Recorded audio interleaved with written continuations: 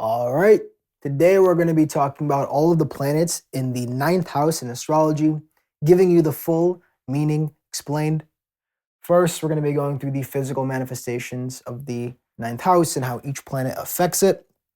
Then we can go through the psychological manifestations and how each planet affects the psychological manifestations. And then when we talk about each of these different aspects or components of the ninth house, we're going to be going through the light or positive, creative manifestations and the darker, shadow, negative, destructive manifestations. Okay? And as we did with the first 8 videos, described how each planet describes different archetypes. They have different archetypal energies and significations. These are not all of the archetypes for each planet. There is an exhaustive list that I cannot put on a single whiteboard. But these are just the general main ones that I think are most relevant, especially for what we'll be talking about today, which is the ninth house. Okay? So first we take the sun, as we always do. Start with the first planet, the sun, the king, the father, the leader, the masculine part of one's being, one's consciousness. Also, the sun represents your destiny and the things that you make sacrifices for to move along that destiny. This is what I talked about too in previous videos. And so physically, what does the ninth house represent in your life? What area of life in a tangible sense does the ninth house represent? Well, the major ones is higher learning. So this can be, learning that is postgraduate, so university or after university learning, if you're more secular, or it can be spiritual, religious learning, higher learning, things of, or higher knowledge. But I think higher learning is better just because it's a process of learning and development. Concepts that are higher, that transcend or that exceed the basic knowledge, learning that you need to make it day to day. So obviously learning how to file taxes, learning how to do basic math problems. These things are basic learning, learning about quantum physics or the meaning of life or philosophical concepts that involve spiritual concepts, right? Transcendent concepts, the meanings of life, all that good stuff. That's higher learning. That's what I mean by that. Or postgraduate work. And when I mean postgraduate too, I mean after primary school, the basic schooling that most people get, that's the ninth house. The ninth house also represents your teachers, and within teachers, you could also say gurus, guides, teachers, but people in your life that share their knowledge, share their wisdom that they've gained in their own life, or they've channeled or learned from their gurus and teachers and guides that are passed down to you. So it's knowledge that you don't have to learn the hard way through experimentation and through direct understanding or through direct trial and error, which is what the third house represents. It's knowledge and wisdom that you get from somebody older, wiser, more experienced than you. So we'll just say teachers, higher learning, which again, you get higher learning usually from a teacher, right? Unless you're just popping out the womb enlightened, then respect to you, but that's pretty rare. Even Jesus wasn't enlightened that early. And finally, your beliefs, your philosophies, your creed, your morals, all encompassed in what you believe about reality, yourself, life, your beliefs. So the sun is the planet of our destiny, king, father, leader, masculine part. So when you have a light manifestation of the sun in the ninth house, you have somebody who is consistent and solid in their morals. They're firm, the sun, stable, reliable, all solar qualities in their morality, in their beliefs, in their pursuit of higher knowledge, and in their pursuit of gaining knowledge from proper teachers. Or the sun can describe the types of teachers that they learn from. They learn from leaders, they learn from kings, they have strong patriarchal figures in their life that can endow them, I think that's the right word, endow them with wisdom or knowledge that they would have not otherwise gotten on their own through trial and error, would have taken them many lifetimes. But because the wisdom from these teachers, they are stable, they're consistent, they play a pivotal role. And usually these will be patriarchal figures because the sun is a masculine planet. Or they'll play a patriarchal role in their life if it's, a woman. Because that can happen too, right? Patriarchal, masculine, feminine, these are energies. It's not inherent to your gender, expression, or your sex. Obviously, those are going to modulate things, but it does not deterministic. These are universal principles. So the sun can describe the types of gurus and teachers and counselors that come into this person's life, or the type of, or the approach to knowledge, higher knowledge, philosophies, and beliefs. So they can be consistent in their beliefs. They can be honorable in their beliefs. This can make a very honorable, noble individual. And higher learning, spiritual concepts, philosophical concepts, or just higher knowledge that can be secular in a scientific or mathematical sense. So like high math, high science, physics, things like that can be a pivotal role, will play a pivotal role, or their gurus and teachers and guides will play a pivotal role in their destiny, in the pursuit of building their kingdom, becoming that individual and expressing their core identity, which is all things the sun represents. Now, if it's afflicted, or you have a shadow manifestation of the sun in the ninth house, you have somebody who might attract unstable or unreliable gurus and teachers and counselors, or people who are charlatans or fakes, right? You have the classic case of, gurus getting big followings, and then you find out it's like a cult. So really, a sun that's in tough shape can attract these charlatans, might fall victim to falling into cults. Not saying you're going to be in Jonestown, but you might have like an online cult, or just like a cult, or fall victim to cults of personalities, or people who are not what they seem. They present themselves as like this kingly, strong leader figure, but underneath you realize that they're all full of shit, right? Or somebody who's not consistent in their higher learning, so they might try to pursue something, they might try to pursue a philosophy, spirituality, higher mathematical or more secular concepts, but they're fickle about it, or they don't want to go deep enough, or they don't have, that strength of character that the sun can bring when it's in good shape. And also when it comes to their beliefs, they're fickle with their beliefs, they're not firm in their beliefs, they don't really stand by anything, their beliefs change with their identity, which is fickle to begin with, right?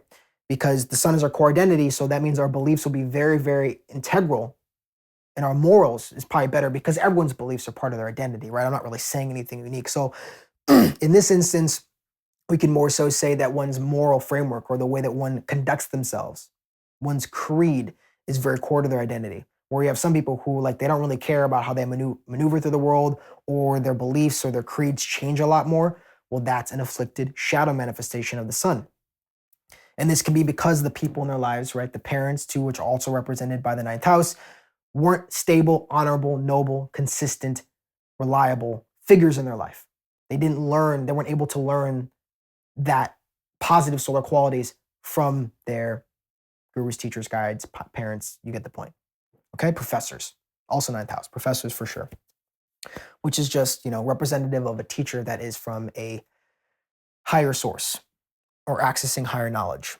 When it comes to psychological manifestations, the ninth house represents our self-knowledge, knowledge about the self, and it also represents our inner wisdom, our inner guidance system, the wisdom that is developed through learning from other people, and just also through going through life over time, right? Trial and error, experiment, learn what works, learn what doesn't work. That's the third house. You go to the ninth house and you have wisdom. You have the ability to understand things and understand things about yourself, okay? So with all that said, that is related to your core identity. So you have your destiny intertwined with your self-knowledge. Your destiny is to know yourself, understand yourself, use higher knowledge, access gurus, teachers, guides that help you understand yourself better, gain skills and abilities, perform spiritual practices, spiritual penances, go on pilgrimages and journeys, long distance journeys to foreign lands that will develop your spirituality, your self-knowledge, understanding yourself through different cultures. These are all things that the ninth house represents. And through all these experiences, these external experiences that I just mentioned, you develop self-knowledge, self-awareness, and you have a better understanding of your inner guidance system. You connect with your inner guidance system, and you have a stable inner guidance system, and you can stably and consistently access it. These are things that involve the sun being consistent, stable, firm in your inner guidance. You can stand by it. You feel it. You know your inner wisdom, your inner guidance is pointing you in a proper direction. That's your destiny. You're moving towards it. No ifs, ands, or buts about it. You're solid on it. You're firm. The shadow manifestation of the sun's afflicted, not doing too well in the ninth house. We have somebody who not able to understand themselves because they're too fickle, they're too surface, or because they're presenting themselves in a way that they're not honorable. They don't stand by what they say. They don't know who they are. They're still learning about or establishing the foundational core identity that they are. This can be, especially so if, say the sun is with North Node Rahu, or in Libra, or Saturn, getting started by Venus, things like that, with enemies that are causing problems for the sun.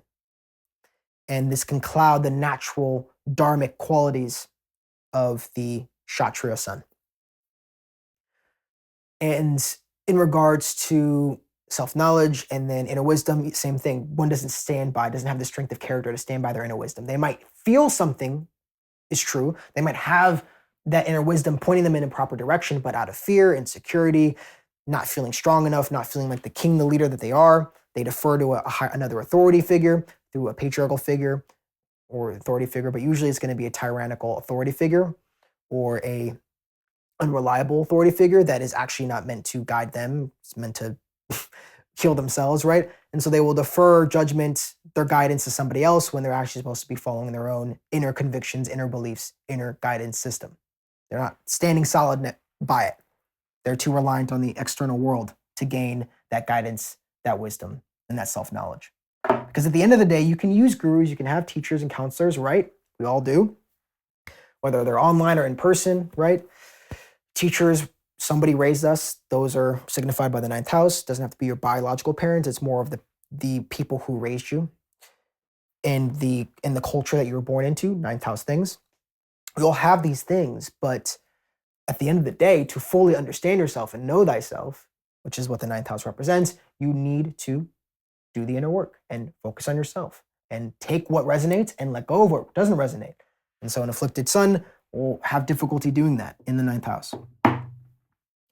For the moon, so we have the moon in the ninth house. The moon is the queen, the mother, the inner child, the feminine, also the most adaptable planet based off one's emotions and feelings, getting one's needs met based off of the current situation, based off how somebody feels. It's also a very social planet.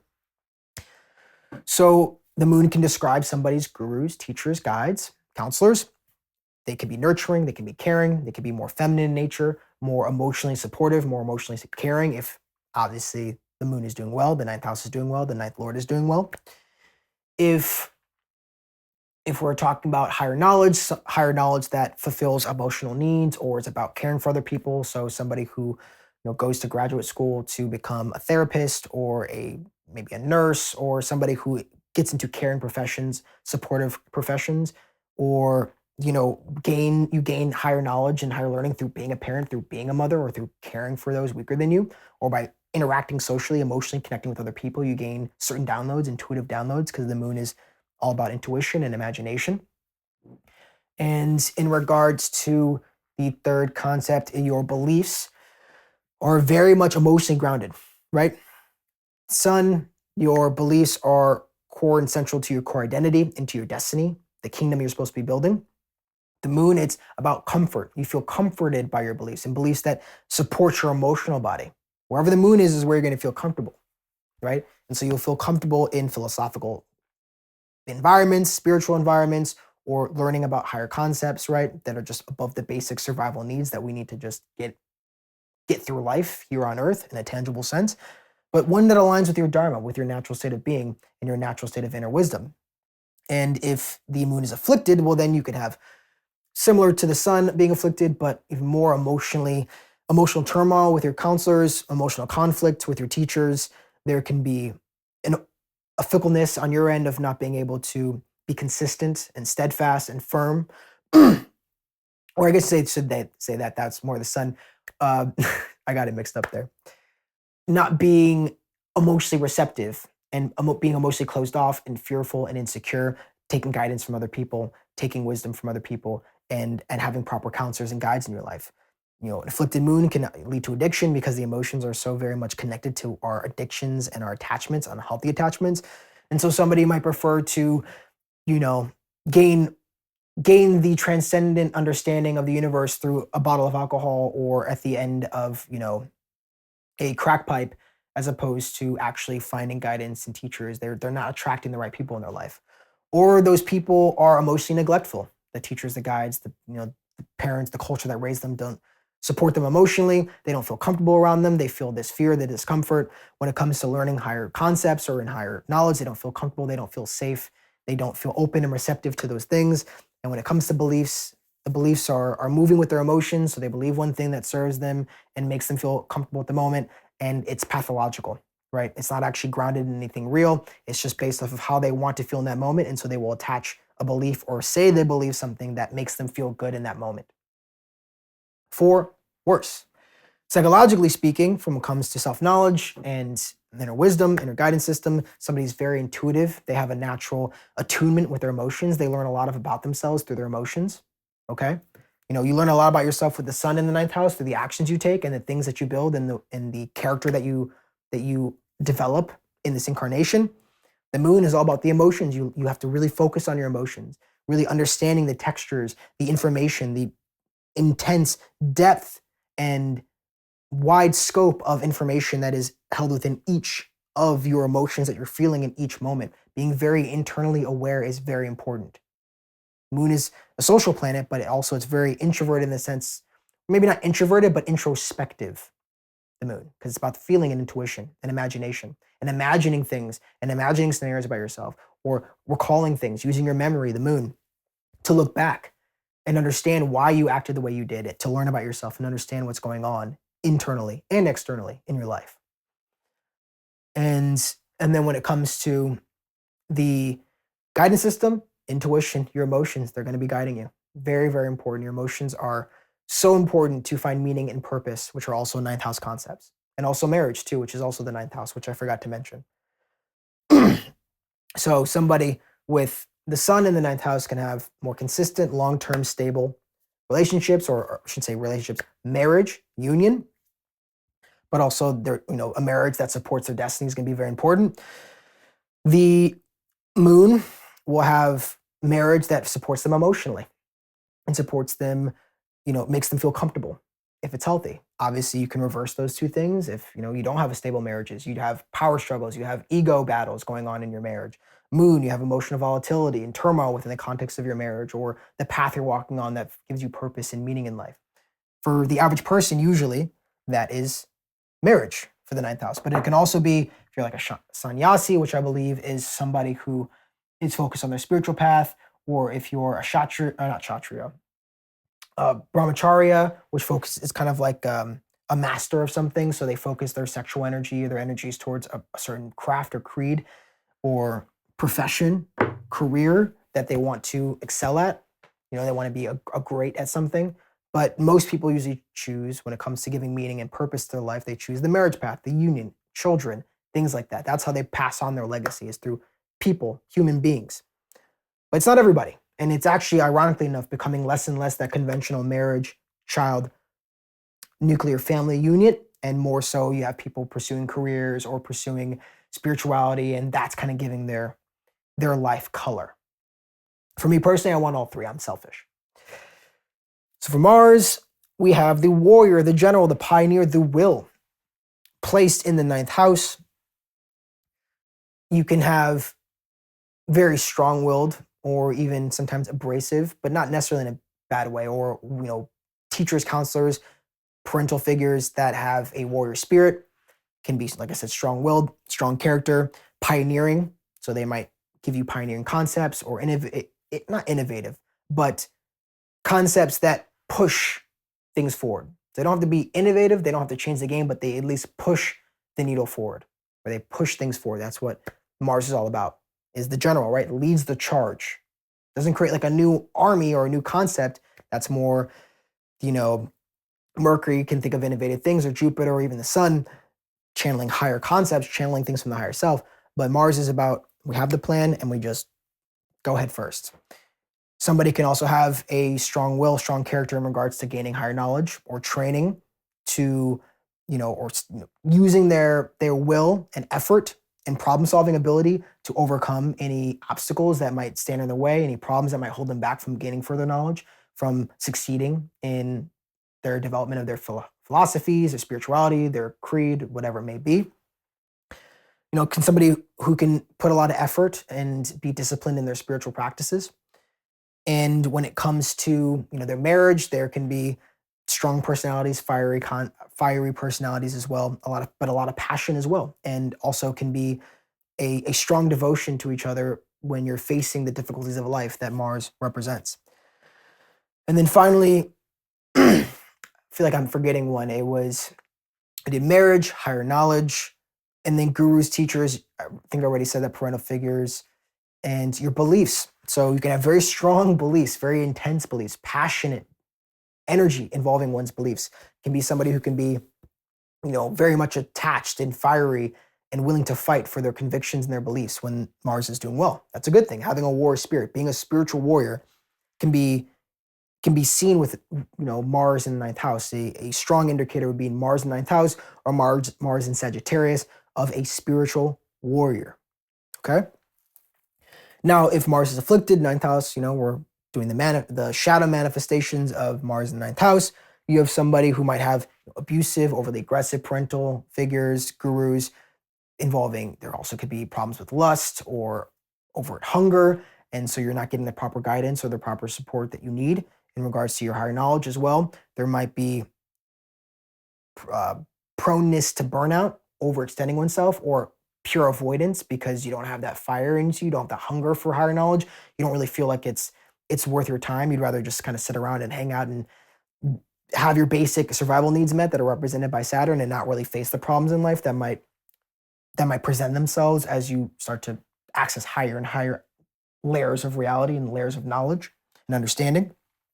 Depending on the path you take, right? There's multiple different paths to attain higher knowledge. It's not just spirituality. It's just not just philosophy, right? It's be secular, mathematic, scientific. There are many different avenues where you can achieve transcendent states or reach the universe, God, whatever you believe, that is greater than just this material realm. There's many different avenues. And even through the materialistic perspective, you can actually find a way to access higher states. This is what's happening with quantum mechanics. We're realizing that there's something that is beyond what our feeble minds can conceptualize in these human bodies at this moment in time. But Mars, when afflicted, you won't have that fire. Same thing with the beliefs. Somebody might be overly aggressive, might push their beliefs on other people, might be overly assertive and put people off because they're pushing their beliefs. They're too forceful with their beliefs, or they might get into fights over their beliefs. I mean, with a spiritual warrior can also be spiritual warfare, and some of the most heinous atrocities in human history have been perpetuated by our spiritual beliefs and beliefs in something that is transcendent, that is compelling us to perform the worst human atrocities we've ever seen on planet Earth. So, that can be involving Mars, right? Also a clear stubbornness in one's beliefs, not really feeling like one can let their guard down or be open and receptive. The moon can make somebody receptive when healthy. Mars can make someone closed off or believe, I have a concept, I have a logical idea of what my beliefs are and how the world works and transcendent concepts and spirituality and philosophies and whatever, higher math, higher science. And no one can convince me otherwise. And I'll fight anybody that questions me or questions my concepts, and I will resist. Hard-headed, stubborn Mars. When it comes to the psychological realm, somebody is able to develop self-knowledge through training, through penance, through disciplined effort, and using the will. These are all things Mars represents, through training, spiritual training, or through strong will and effort. And in regards to inner guidance system is, following that hunger, following that passion, and also focusing. I know this might sound weird, but Mars is all about overcoming problems, obstacles, and enemies. And so running towards the problems, running towards the obstacles, and overcoming them. That is the way that Mars can guide you properly.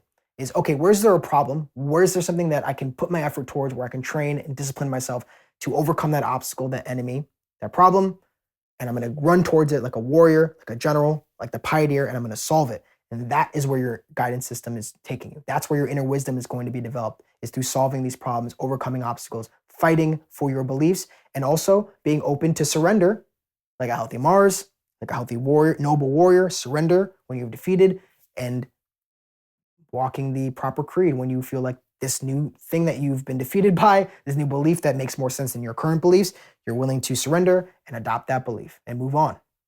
That's a healthy Mars.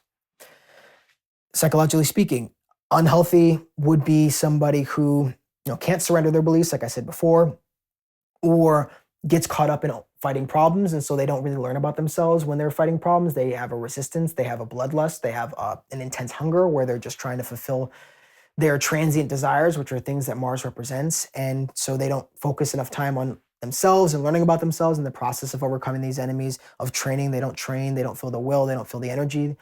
They feel pointless, they don't see the point, purpose, ninth house. And in marriage too, like I said, there can be conflict, a lot of conflict. healthy Mars in the ninth house, a relationship in a marriage, more specifically a marriage, a union, a spiritual, philosophical, or legal union. Law is also the ninth house. A union between two people that solves problems and helps them overcome obstacles that they could not have otherwise overcome apart. Where when Mars is afflicted, or the shadow manifestation is a marriage that leads to conflict and fighting. And, it can be taken to its extreme. Use your imagination. We don't have to go too deep into it, but you get the point. So it could be problems, or too much passion, too much lust, and not enough proper union, right? Because it's more than just sex, Mars, in marriage, right? Of course, in dating, a lot of it can be sex, right? Until you get to marriage, then it's like kids and purpose and joint bank accounts and whatever, God and whatever you've decided to use your marriage for. So psychologically speaking, Mars can cause some problems in the ninth house. It is malefic. Don't ever forget that. It's a cruel planet, and it's one of the most cruel planets. So it can cause some difficulties. A lot of conflict in regards to ninth house things. Mercury.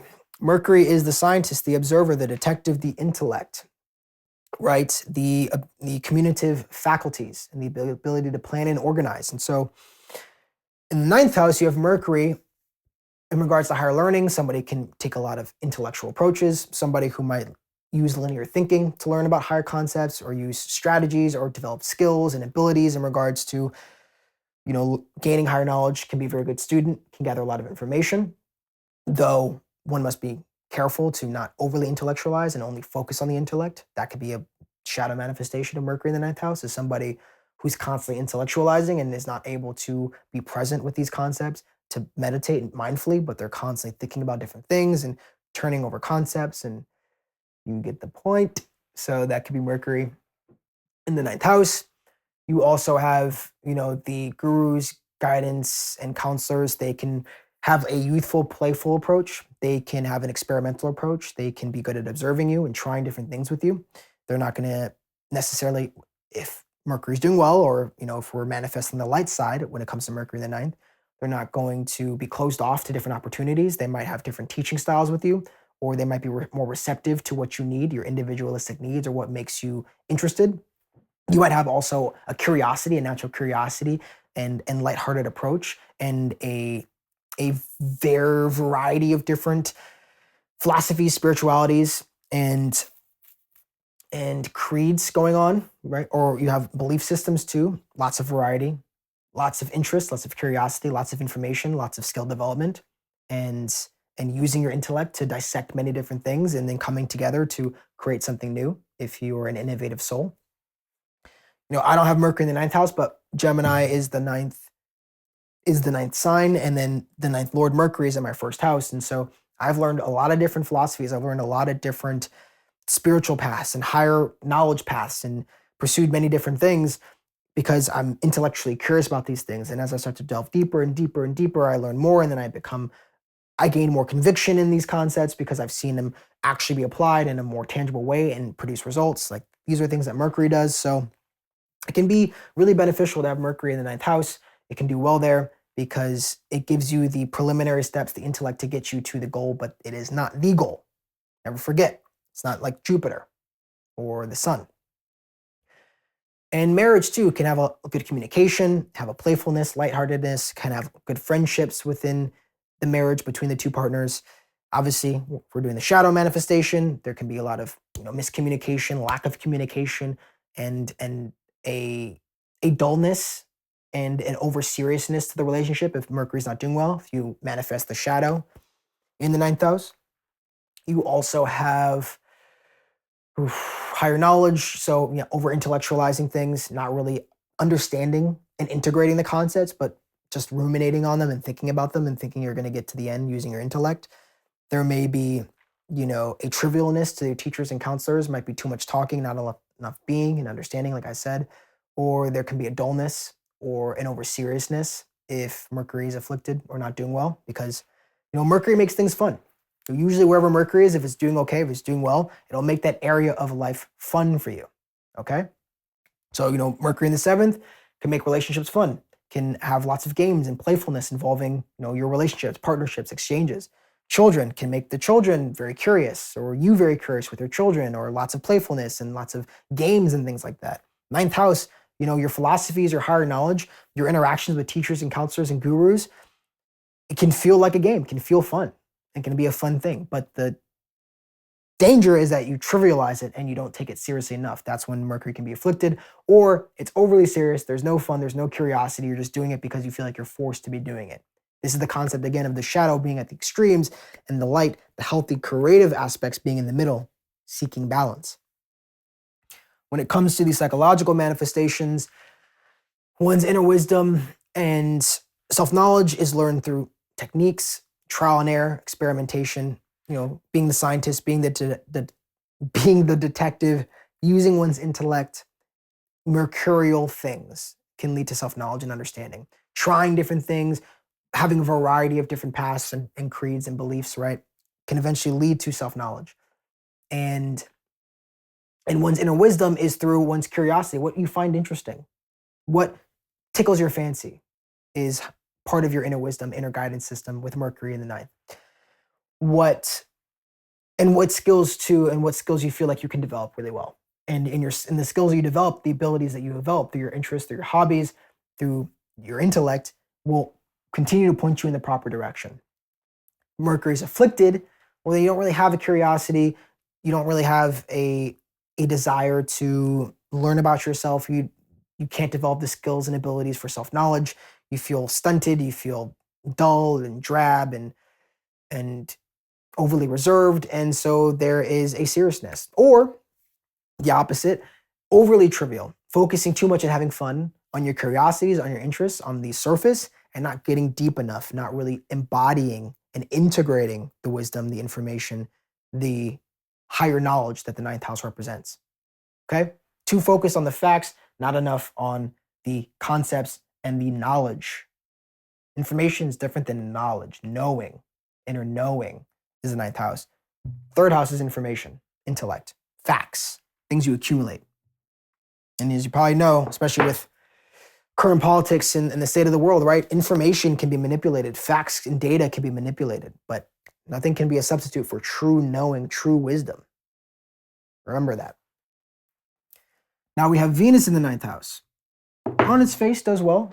Ninth house too in general, pretty much all planets are going to do well in a vacuum because the ninth house is a Dharma house. It's a trine house, so it's a fortunate house. And it's fortune that comes from having the proper guidance in your life, having the proper beliefs and the proper wisdom, self-knowledge.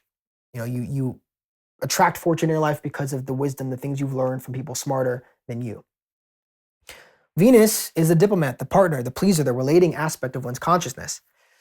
So, one has the ability to have a practical approach to their higher knowledge and higher learning, being responsible. Venus is actually a practical planet, rules Taurus, which is the most earth practical sign. It's a fixed earth sign. It's all about the material world, the tangible material world. And so you have Venus there, the diplomat.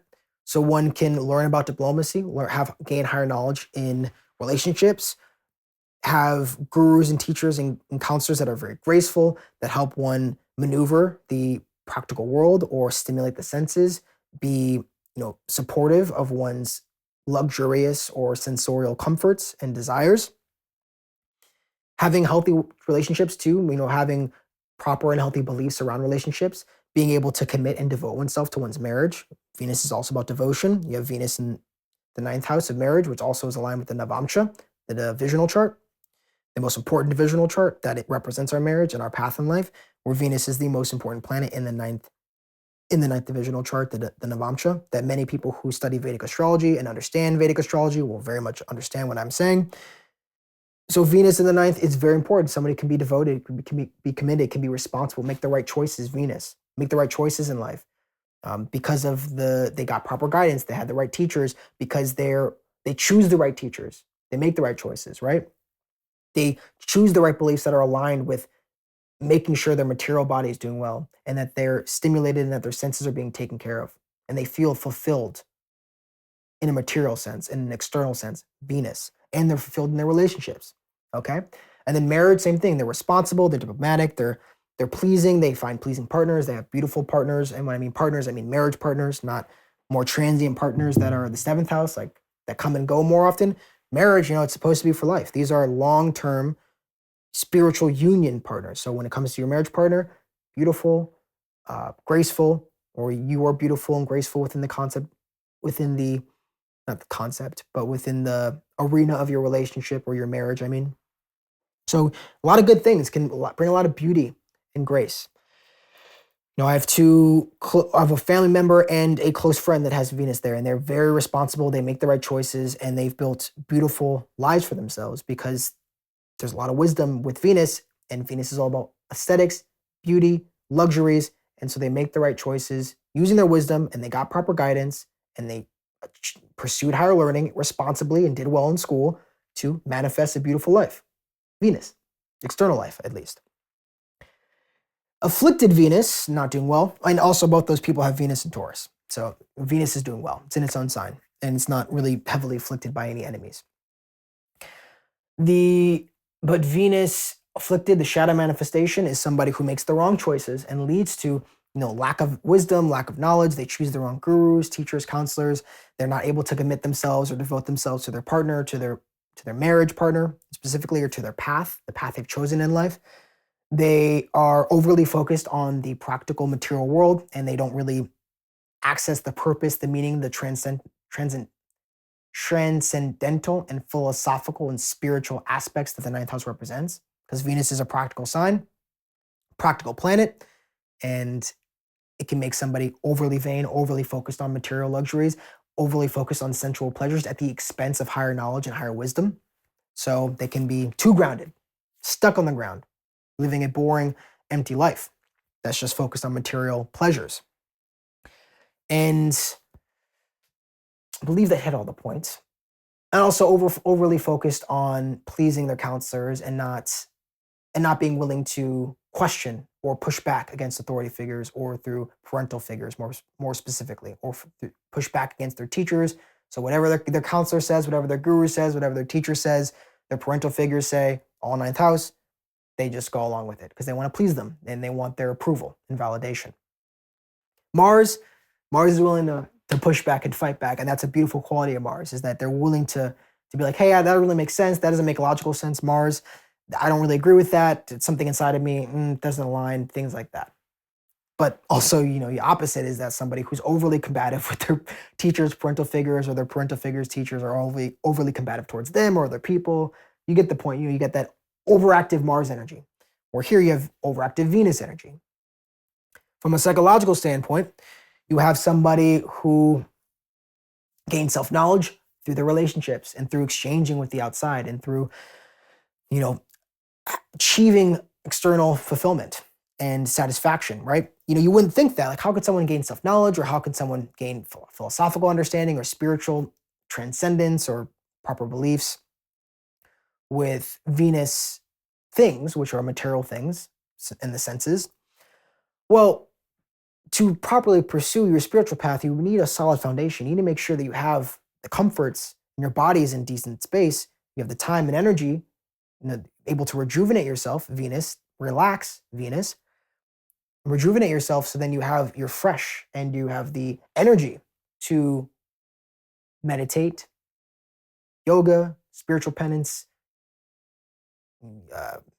what's it called? Journaling, fasting, things like that. If you have the support, you have a healthy external material life that supports a healthy or spiritual life, right? A transcendent space is always going to be grounded and supported by the material realm.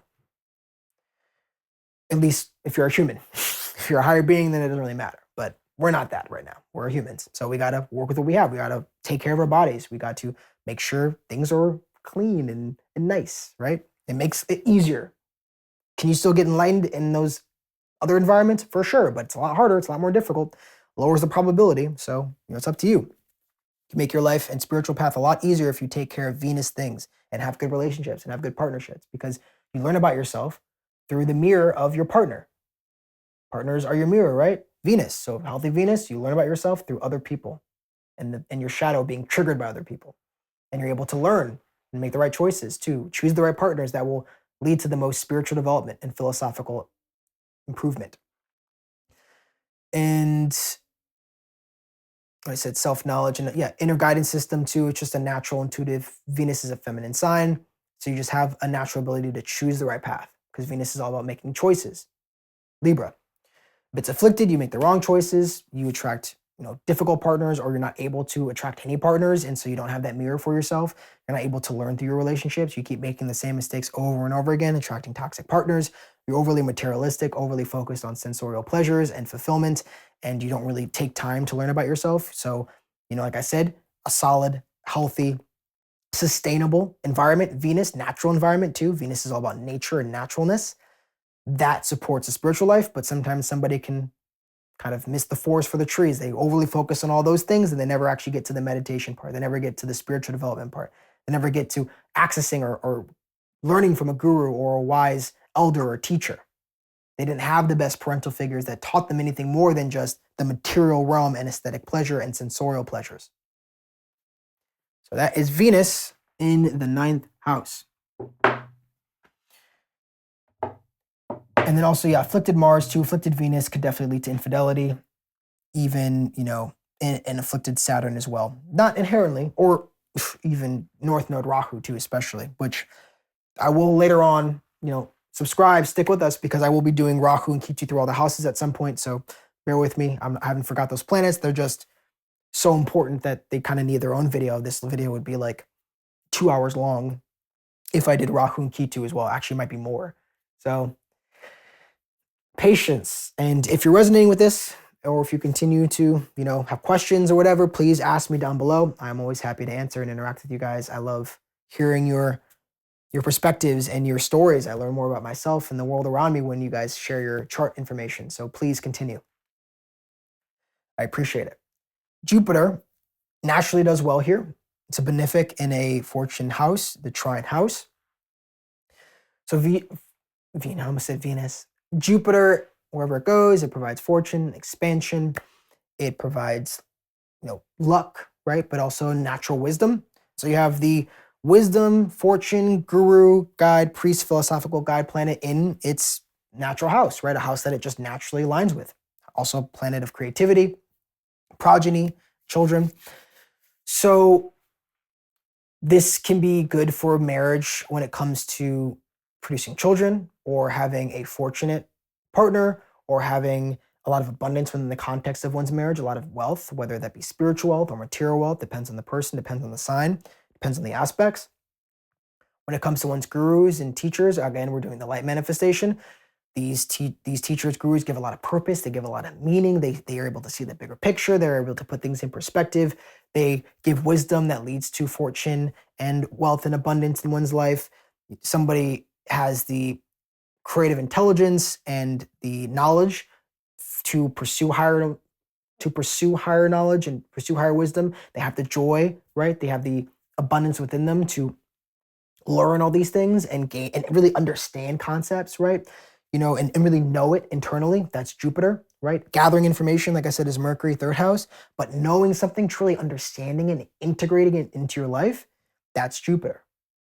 And so somebody has the ability to really understand and dissect and integrate, or I shouldn't say dissect, that's more Mercury, integrate and understand, know the concepts that they learn through higher knowledge, higher wisdom.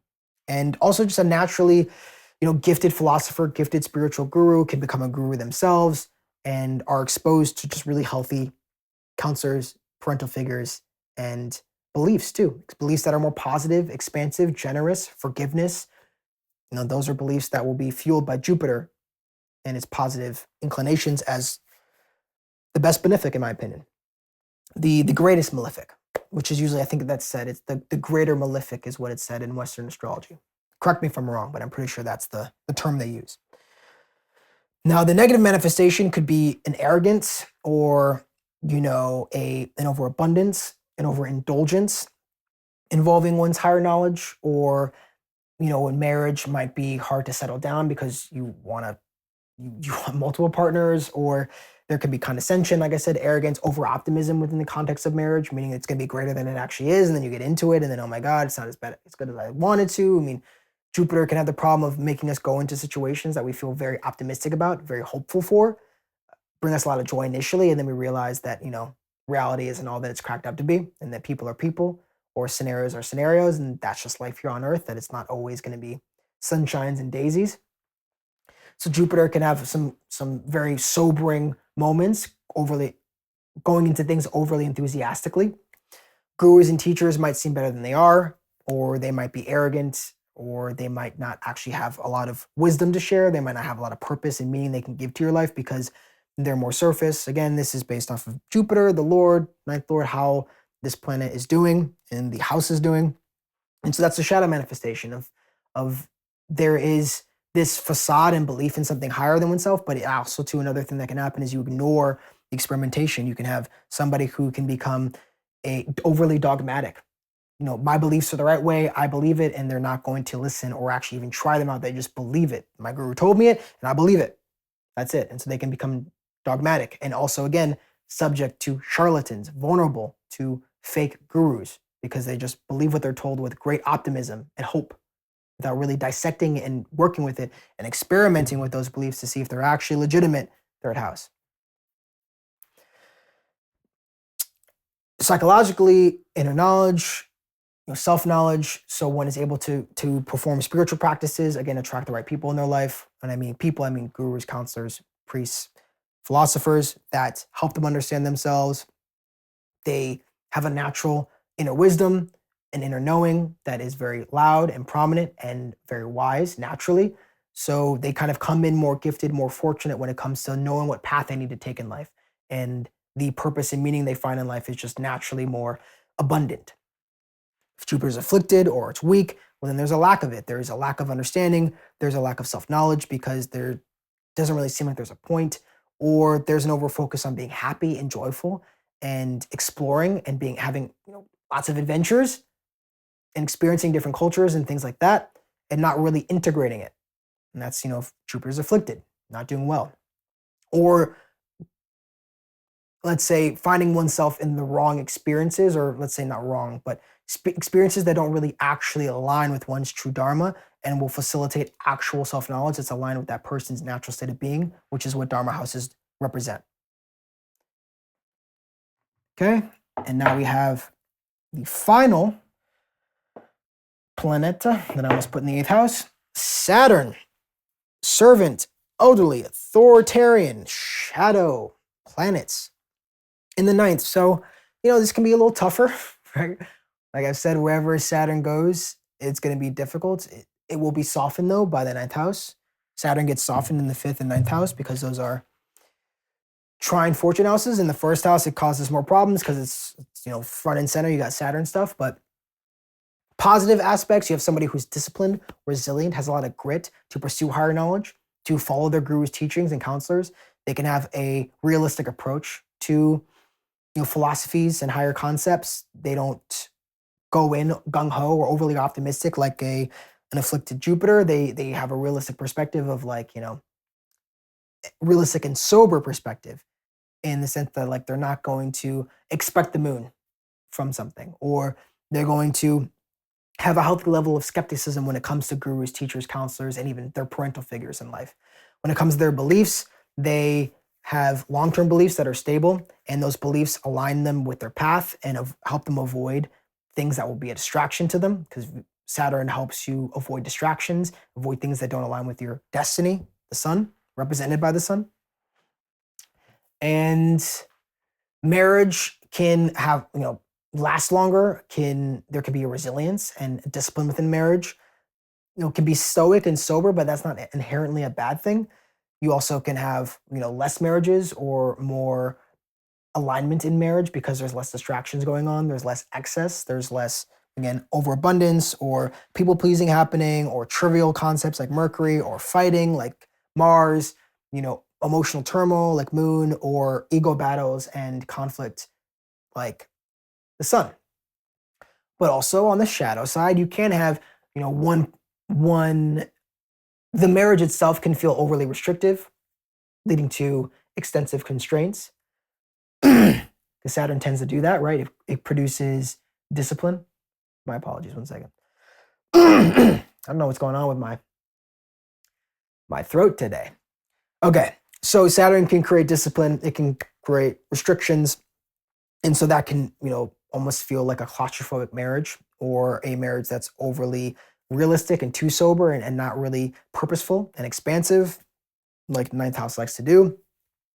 It can create parental figures, gurus, counselors that are very authoritarian, overly austere, focusing too much on going without and not about focusing on the abundance that life has. There can be a scarcity mindset, a fear mindset, an insecurity around pursuing higher knowledge or higher wisdom or philosophies, not really understanding where one needs to go because there's trauma and fear surrounding it. I have a couple clients that I've worked with that have had Saturn there, and it makes sense they came to me because they themselves were having problems really finding proper guidance, accessing their inner wisdom, finding proper gurus or teachers that could give them good counsel. And there's also a resistance and fear to that. And so initially during my work with them, they were more resistant, more standoffish when it came to actually taking guidance because Saturn produces that fear. It makes produces that doubt, skepticism, insecurity. And that can be good to a certain degree, but if it's pathological, if Saturn's afflicted, or manifesting it in a shadow form, then you're going over and above because it is a defense mechanism, not a proper analysis and assessment of what's actually real. And there also can be delays and debts and difficulties when it comes to pursuing higher knowledge, getting marriage, finding teachers, finding counselors, and establishing one's beliefs. And you can have a lot of limiting beliefs when you have Saturn in the ninth house, right? Limiting constraints, Saturn, scarcity, doubts, Saturn, beliefs, ninth house. So limiting beliefs can be very powerful in the ninth house with Saturn there, if it's afflicted, if it's not doing its thing. Psychologically speaking, one gains self-knowledge through one's hard work, one's discipline, one's austerity, one's ability to live a minimalistic lifestyle and avoid distractions, and just being able to hang in there and facing reality. These are all Saturnian things, and you can learn a lot about yourself through these difficult but important and essential aspects of life. And through healing one's trauma and focusing on the pain and fears and facing them head on, Saturn can do amazing things and lead to self-knowledge and also inner wisdom, right? Now, Saturn's afflicted or the shadow manifestation is occurring in your life, well, that will manifest as fear and self-doubt, not being able to trust one's inner guidance system, not really focusing on self-knowledge because one is worried about scarcity or just basic survival, which is what Saturn represents. One is more worried about doing the work, being of service, but not in service in like a generous way, abundant way like Jupiter, but more like a servant, an employee, 9 to 5, right? Clocking in, clocking out. That the day-to-day grind takes up too much of their consciousness, and so they're stuck in the material realm, and they're not able to transcend, or they're not able to look within and understand themselves as an individual spiritual being enjoying a human experience. That is Saturn doing difficult things. And also you could have the shadow really manifesting difficulty and blocking one's ability to go deep and understand oneself because there's a lot of fear, there's a lot of trauma, there's a lot of insecurity and self-doubt.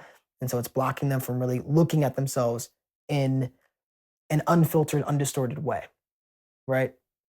Maybe not even having a little bit of optimism or sauce, which Jupiter can give, Venus can give, even the moon when it's doing well in the ninth house. So that was all the planets in the ninth house.